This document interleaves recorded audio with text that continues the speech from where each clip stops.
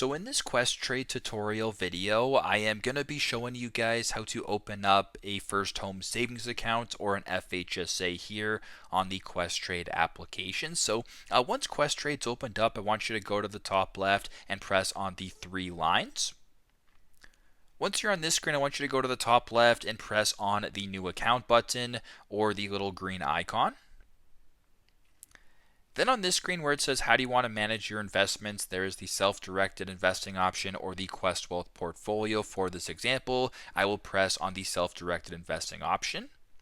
Then go to the bottom and press on open up self-directed accounts.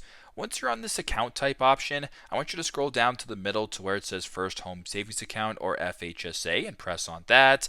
Then go to the bottom and press on open up FHSA.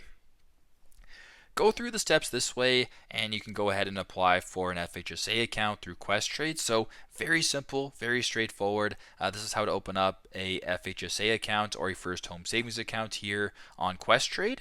Thanks again for watching, and I hope this video helps.